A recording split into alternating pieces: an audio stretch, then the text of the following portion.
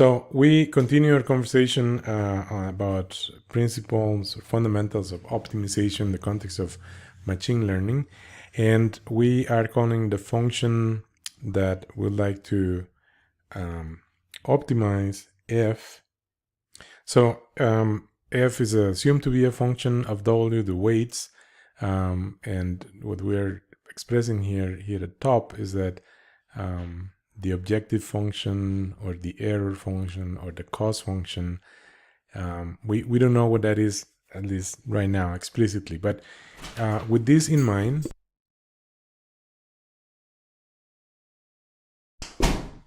w is an independent variable, and therefore f, when evaluated at w, is going to be considered a dependent variable.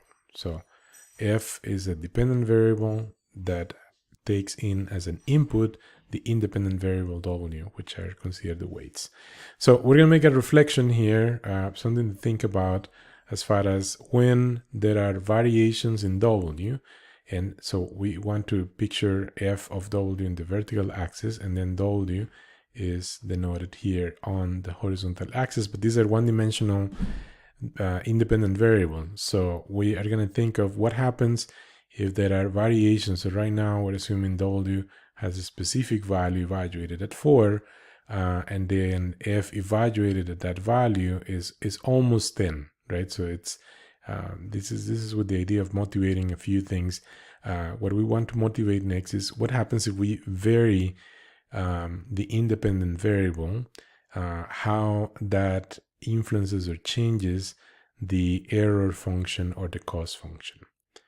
So in this particular case, we really would like for the error function, we really would like to consider how f of w goes down to 0, or how f, the error function, approaches 0. That's what I'm writing here on the lower left corner. How, because when the error goes to 0, that's the ideal scenario to be in. So w is one-dimensional, and how would the error function change when w changes? That's what we would like to address here. So we consider another value of w. So remember, initially w is evaluated at 4, and what happens when we go from this value of 4 into a variation into a value of 6? What happens when w is evaluated at 6? What happens to the cost function, the objective function? So in this case, this gives us a value that's almost 22, right? So what we're considering at this illustration, by having a sense of change, and therefore there is an arrow here that's kind of illustrating how one value of a function is changing, but in a vertical sense, it's almost as if that value is now changing upward, right? So it's changing into a value that's bigger than the previous value of the function at the previous value of the weight. So what we're assessing is how the function f of w, the error function, changes relative to variations in the independent variable w, the weights. So for example, what if we change w from w equals 4 to w equals 2? So the value obtained, and again, we don't know what the specific form of the function, the cost function or objective function, we don't know what that is. We're simply motivating this as if we had partial information of evaluations of this error function at specific weight values. Okay, and so in doing that, we would be moving from 4 in the horizontal sense, from 4 into 2. So that's like as w decreases, then what happens to the function f of w? So what happens to that function is that in the vertical sense, that function goes down.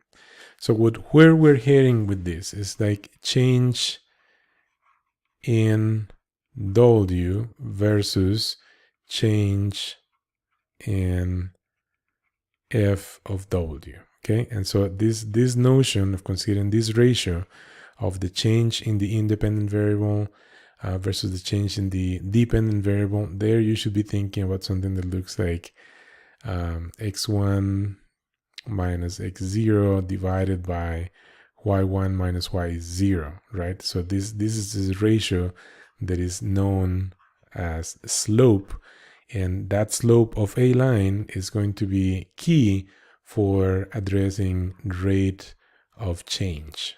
Okay, and so in particular, what we call derivatives are instantaneous rate of change in a limit, in a very specific limit. But that's where this conversation is going. So there is a term here, gradient. So gradient is basically the mathematical term, the technical term for rate of change, specifically in higher dimensions. And the gradient has direction. So the gradient is going to be associated with a vector that describes the direction. And so now in this illustration we see here on the screen, so we see that there is a curve. So this curve is f of W, right? And here is W, the independent variable on the horizontal axis, right? And so what we're seeing here is how f of W basically has the shape of a parabola. So here, this is being motivated by thinking that f of W is approximately something that could have a parameter there and then maybe W squared or something like that, right?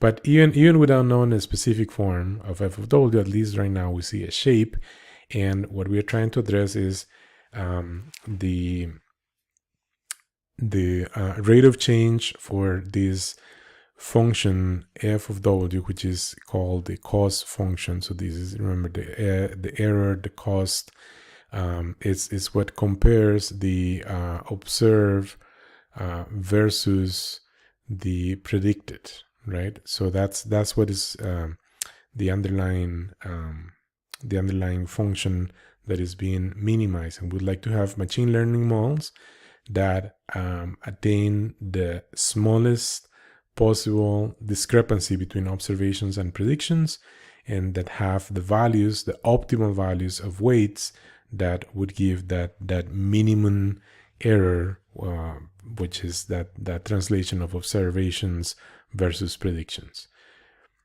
So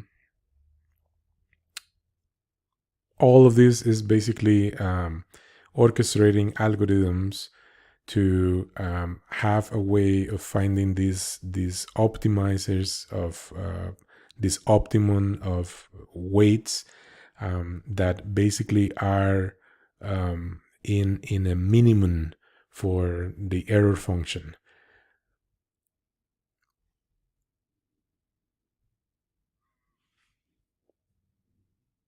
So on the next following 4 slides, we are addressing a specific form of the error function.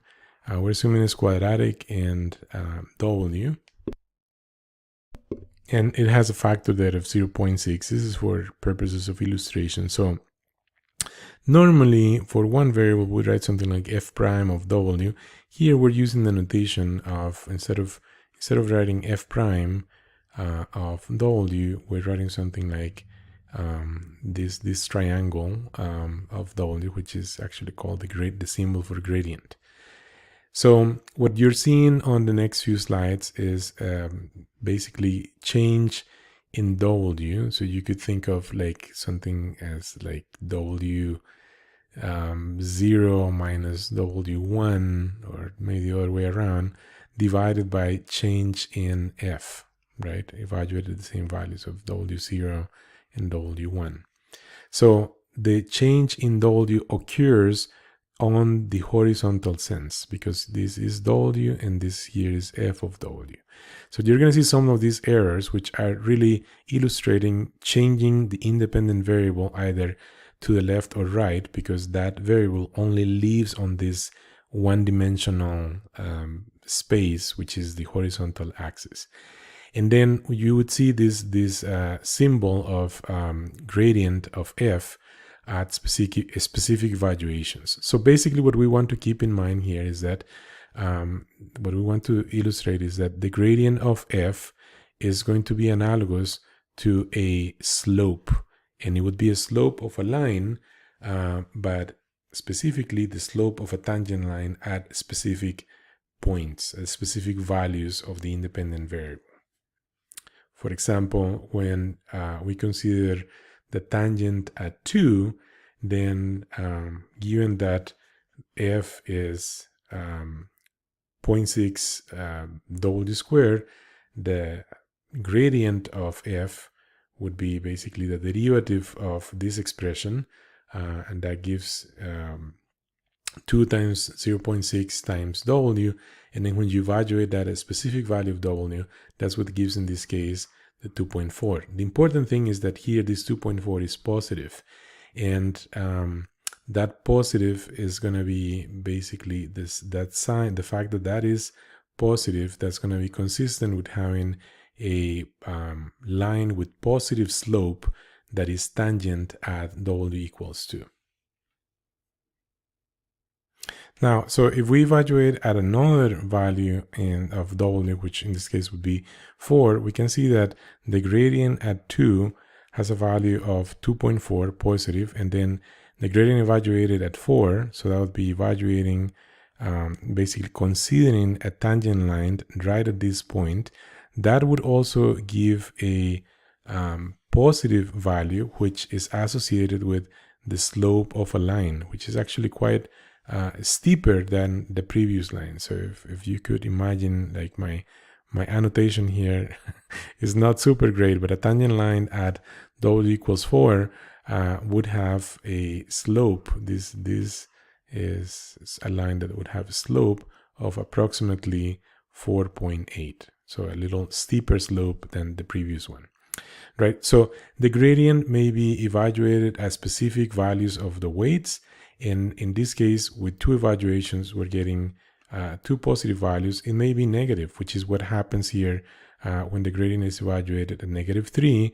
So then you can imagine a tangent line there with a negative. So in this case, the slope is a negative slope, right? And that negative value is also steep in a negative sense. So the important thing is that we can associate these values of slope, which are there. A slope may be 0, or may be positive, or it may be negative. If it is very positive, it has a local increasing behavior of the function, in this case the function f. If it is very negative, it has a local decreasing behavior. So when we have to make decisions as to which values of w to consider and how to consider variability in w, we would like to guide that decision by inducing the most reduction by using, hopefully finding negative slopes that are going to bring this idea of decreasing the cost function the most.